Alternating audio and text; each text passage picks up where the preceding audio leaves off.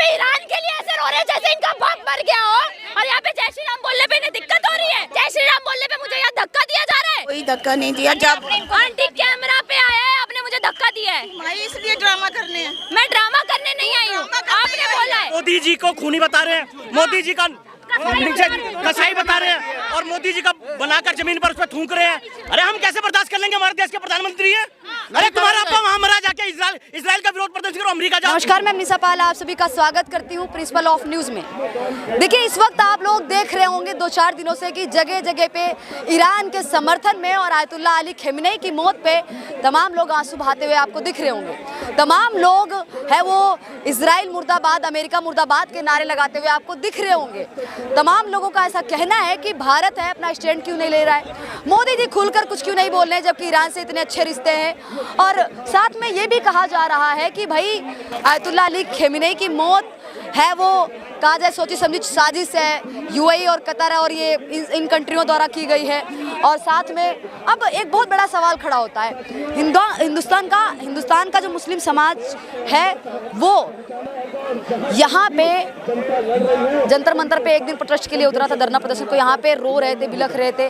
सारी चीज़ें जब अपने देश के बारे में कुछ भी घटना घटती है, देश के ऊपर जब कोई भी घटना घटती है, चाहे वो पहलगाम हो या दिल्ली ब्लास्ट हो या फिर बात की जाए उरी हो, पुलवामा हो, कई सारे ऐसे हमले, उन पे मुझे इस तरीके की भीड़ नहीं दिखती। उस पर ये लोग नारेबाजी नहीं करते आतंकवादियों मुर्दाबाद आतंकवादियों के विरोध में। लेकिन अब चूंकि एक ऐसा तानाशाह मारा गया है, क्योंकि अमेरिका तानाशाह कह रहा है, अमेरिका कह रहा है कि जो आयतुल्लाह अली खमेनी है वो एक तानाशाह था, वो क्रूर शासन करने वाला व्यक्ति था जो अपने देश की जनता को दबा रहा था, अपने देश की महिलाओं को दबा रहा था। आज उसके लिए नारेबाजी हो रही है, उसके लिए यहाँ पे समर्थन में लोग हैं वो जेएनयू के उतरे हैं, और तमाम जो है वो डपली गैंग उतरी हुई है जो ब्राह्मणवाद से आज़ादी मांगती है, आज वो ईरान के लिए आज़ादी मांग रही है। तो आइए इनसे बात करते हैं 2-4 लोगों से, अगर कोई बात करे तो, क्योंकि बात करने के लिए तैयार नहीं है, बहुत सारे लोग कुछ भी बोलने के लिए तैयार नहीं है। तो आइए जानने की कोशिश करते हैं कि कोई कुछ अगर बोले तो। क्या कुछ कहना चाहेंगे सर, भारत का क्या स्टैंड हो सकता है? भारत का स्टैंड कम से कम ये तो बिल्कुल नहीं होना चाहिए जो अभी है। हमें ये भी पता है कि भारत की क्या ज़रूरतें हैं पूरे विश्व स्तर पे, और खेती बाड़ी से लेके जितना भी तेल का व्यापार है, या एक इंडिया का एक जो पीस की रणनीति रहती है, कम से कम ये नहीं होना चाहिए। आप इसके अलावा चूज कर सकते थे कि आप बीच में नेगोशिएशन कर सकते थे, लेकिन इन सब के बियॉन्ड ये मुझे लगता है कि सिर्फ एक इंसान की अपनी व्यक्तिगत नाकामियों का परिणाम है। ये भारत की नीति कभी ऐसी नहीं रही है। ये इस इंसान की जो इस देश के सर पे बैठा है चढ़ के, ये इस व्यक्ति की नाकामियों के कारण ही ऐसा हो रहा है। नहीं तो ना भारत के लोग भी ईरान के साथ हैं, भारत के लोग अमेरिकी साम्राज्यवाद के खिलाफ हैं, लेकिन इस इंसान की व्यक्तिगत नाकामियों के कारण, जो एप्स्टीन फाइल में है, जो इसके अंदर आत्मविश्वास नहीं है, जो इसके अंदर आत्मबल नहीं है, इसको ये चीज़ नहीं दिखता है कि इतनी बड़े देश की जनसंख्या है, इतना बड़ा मेरे पास मार्केट है, इतना बड़ा मेरे पास मैं दुनिया को इतना एक्सपोर्ट कर सकता हूँ, रिसोर्सेज है। अपनी शक्तियों को नहीं पहचान पा रहे हैं और अपनी कमजोरियों के तले अमेरिका के आगे झुक रहे हैं, इजराइल के आगे झुक रहे हैं। अच्छा, कोई भी मुस्लिम कंट्री ईरान के लिए क्यों नहीं खुलकर खड़ी हो रही है? बहुत लोगों की नज़रें इस पर टिकी हुई है कि ईरान इस समय अकेला पड़ गया है, जबकि मुस्लिम 57 कंट्री हैं, 57 कंट्री होने के बाद भी जो आज ईरान के साथ हो रहा है वो उन कंट्रीज़ के साथ हो चुका है। वो इसलिए नहीं आ रहे हैं, वहाँ के लोग हैं वो खुल के उनके साथ आना चाहते हैं, लेकिन जो आज ईरान के साथ हो रहा है वो उनके साथ हो चुका है।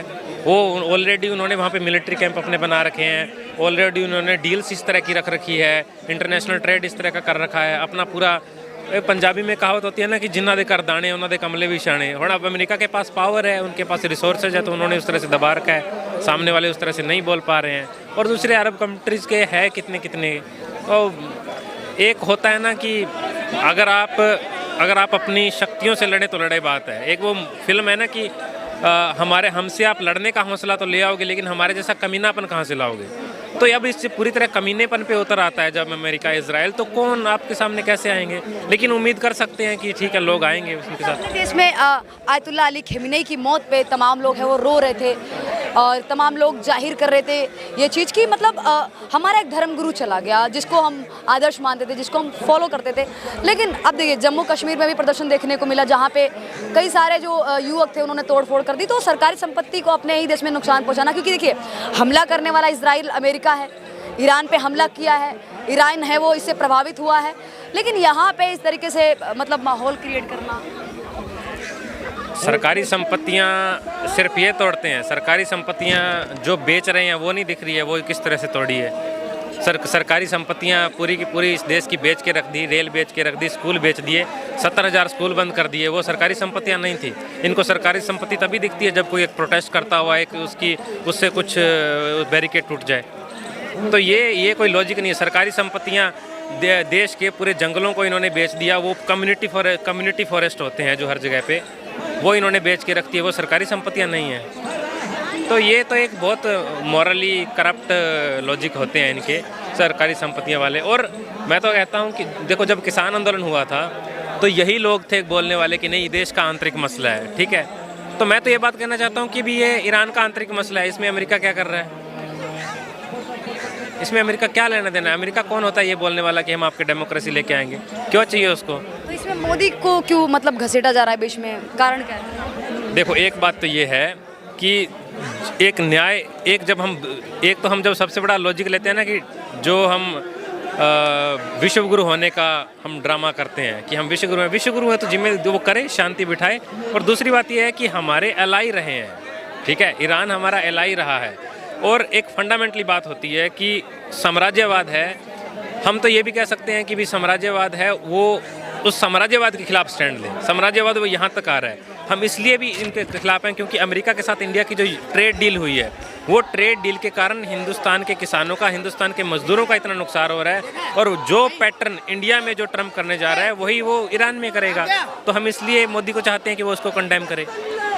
अब एक और सवाल ये खड़ा होता है, जैसे देखिए कई सारे लोग ये भी कह रहे हैं कि ईरान में जो खुशी और जश्न देखने को मिल रहा है वो इसलिए देखने को मिल रहा है तो अली खेमेनी की जो कहा जाए ये नीतियाँ थी, जो कानून था वो कानून बड़ा ऐसा कानून था कि कठोर कानून जिसमें महिलाओं की स्वतंत्रता छीनी जा रही थी, महिलाओं को बुर्खा और हिजाब ये सब पहनने के लिए फोर्स किया जाता था। इसमें क्या कुछ इंडिया के अंदर घूंघट प्रथा है जिसके अंदर औरतों को बहुत बुरे तरीके से आज भी नहीं उनको घूंघट से बाहर नहीं आ सकती वो मैरिड। अब इंडिया ऐसा है क्योंकि कोई महिला मुझे घूंघट में नहीं दिख रही, ना ही बुर्खे में। मैं आपको तेहरान में भी दिखा सकता हूँ, तेहरान में भी दिखा सकता हूँ आपको ऐसी औरतें, ठीक है। लेकिन मैं एक बात आना चाहता हूँ कि जो कुछ भी है इंडिया के अंदर किसान आंदोलन हुआ, किसान आंदोलन के अंदर रिहाना ने ट्वीट किया, ग्रेटा थनबर्ग ने किया, ठीक है, कनाडा बोला, तो हम सब का भी ये मानना था कि नहीं ये इंडिया का आंतरिक मसला है, हम अपने आप अच्छे से डील करेंगे, ठीक है। जो कुछ भी होगा हमारे देश की सरकार है, अच्छी है बुरी है, हम उसके साथ डील करेंगे। मसला यही है कि अमेरिका होता कौन है वहाँ पे इतनी दूर आने वाला, वहाँ उस अमेरिका को चाहिए क्या इतने दूर आके। वो जो मसला है उसके ईरान के लोग लड़ेंगे, ईरान के लोगों के साथ बुरा हो रहा है, ये बाहर से आके सरपंच क्यों बन रहे हैं। और अगर बाहर के आके सरपंच बनते हैं तो इंडिया के अंदर भी कोई प्रोटेस्ट हो रहा है उसमें भी फिर बाहर के लोग आएंगे, फिर यहाँ पे कोई इल्ज़ाम नहीं लगना चाहिए कि ये चाइना से फंडेड है या अमेरिका से फंडेड है। यहाँ पे प्रोटेस्ट होने के बाद में क्या हो जाएगा, क्योंकि देखिए ईरान है वो अपने देश को देख लेगा, वहाँ की जनता देख लेगी, इजराइल है वो देख लेगा, अमेरिका, यहाँ पे लोग क्या कर लेंगे। देखो एक आवाज़ जाती है, सड़कें इतनी सुन्नी नहीं होनी चाहिए, आवाज़ जाएगी, इस देश से आवाज़ जाएगी, एक उठता है, एक हौसला मिलता है, एक आत्मबल मिलता है। और ये सिर्फ ये नहीं है कि यहाँ हो रहा है, अलग अलग जगह पे हो रहा है। लखनऊ में प्रोटेस्ट हुए हैं, पंजाब के अंदर प्रोटेस्ट हुए हैं, साउथ इंडिया के अंदर प्रोटेस्ट हुए हैं।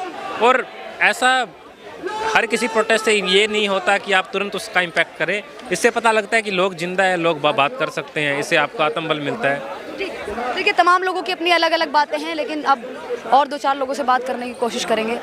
जो शोक मनाना है मनाइए, उसमें कोई मना नहीं। सरकारी संपत्तियों को नुकसान पहुंचाना, आपने देखा कश्मीर जी की तस्वीर, हत्यारा, खूनी, उस पर थूकना, उस पर पैर रखना, ये विरोध है भाई, ये तरीका है विरोध करने का।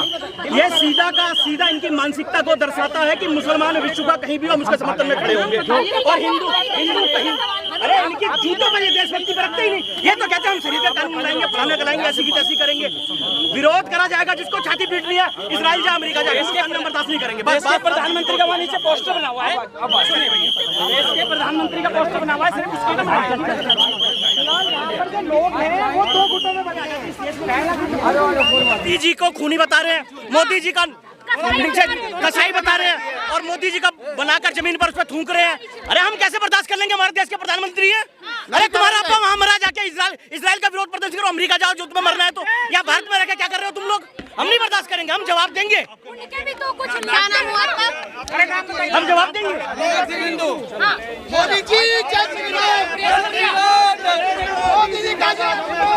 तो देखिए ये जो प्रदर्शन में कई सारे जो ऐसे लोग हैं जो कहा जाए एक आयतुल्लाह अली खमेनी के कड़े कानून को लेकर के जो है वो विरोध कर रहे थे और ये भी कहा था कि जो इजराइल है और अमेरिका है, इजराइल और अमेरिका है वो अपनी जगह सही है। इस चीज़ को लेकर कई सारे लोग यहाँ पे आए हुए थे और ये भी कह रहे थे कि हाँ, जय श्री राम बोलेगी तो धक्का दूंगी। क्या चल रहा है इस देश में? इसी देश में जबरदस्ती स्कूटी वालों को रोक के आई लव मोहम्मद बुलवाया जाता है। इसी देश में फिर आरोप लगा दिया जाता है कि हिंदू जबरदस्ती जय श्री राम बुलवाता है। अरे मैंने यहाँ किसी से जय श्री राम बुलवाया नहीं, मैंने अपनी मर्जी से बोला था, मैंने अपनी मर्जी से बोला जय श्री राम। जय श्री राम बोलने पे मुझे यहाँ धक्का दिया जा रहा है। कहाँ से गुंडे आ रहे हैं ये बोला जा रहा है कि आप इजराइल का समर्थन कर रहे हैं। बात इजराइल ईरान की नहीं है। धक्का क्यों दे रही? हम कोई धक्का नहीं दिया। जब आंटी कैमरा पे आया है, आपने मुझे धक्का दिया है। भाई इसलिए ड्रामा करने हैं। मैं ड्रामा करने नहीं आई हूँ, आपने बोला है, आपने बोला ड्रामा ही बोला, आपने बोला नहीं, जब तुम्हें आपने बोला नहीं कि जय श्री राम बोलेगी मैं धक्का दूंगी। ये देखिए नहीं देना, नहीं देना भाई। आप लोग जय श्री राम के नारे में क्या दिक्कत है? आई क्यों है, आई क्यों है? के नारे से यहाँ पे ईरान के लिए ऐसे रो रहे जैसे इनका बाप मर गया हो, ईरान के लिए ऐसे रो रहे जैसे इनका बाप मर गया हो, और यहाँ पे जय श्री राम बोलने पे इन्हें दिक्कत हो रही है। जय श्री राम बोलने पे दिक्कत हो रही है। देखिए यहाँ पे जो कहा जाए थोड़ा माहौल इसलिए ख़राब हो गया था क्योंकि जो एक युवती है उन्होंने जय श्री राम का नारा लगा दिया। बीच यहाँ पे जो ईरान के समर्थन में ये लोग उतरे हुए थे, ईरान के समर्थन में जो जेएनयू वाले छात्र हैं, वो जो जेएनयू के स्टूडेंट हैं वो यहाँ पे प्रदर्शन कर रहे थे। इसी दौरान एक युवती ने जय श्री राम का नारा लगा दिया। यहाँ पे तमाम लोगों को आपत्ति हो गई, धक्का मुक्की हो गई और बहुत ज़्यादा अलग लेवल पे है ये माहौल, यहाँ पे ख़राब हो गया। और अभी देखिए सुरक्षा बल है, ये सभी को यहाँ से हटाने की कोशिश कर रहे हैं, प्रदर्शनकारियों को यहाँ से बाहर करने की कोशिश कर रहे हैं क्योंकि टाइमिंग भी खत्म हो गई है, प्रदर्शन का टाइम भी खत्म हो गया है।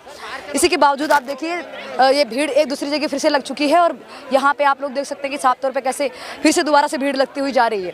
और ये जो हो रहा है ये ईरान को लेकर के यहाँ पे लोग प्रोटेस्ट कर रहे हैं, लेकिन अगर कोई इजराइल का समर्थन कर दे तो यहाँ पे उसको उसका खामियाजा भुगतना पड़ सकता है और पड़ा भी है। इजराइल का समर्थन करने का खामियाजा है वो कहीं ना कहीं एक युवती को भुगतना पड़ा है क्योंकि उसको तमाम लोगों ने अपने बीच में घेर लिया। फिलहाल आप लोग क्या सोच विचार रखते हैं इस वीडियो को देखने के बाद एक बार कमेंट बॉक्स में बताइएगा। फिलहाल के लिए धन्यवाद। जय हिंद, जय भारत।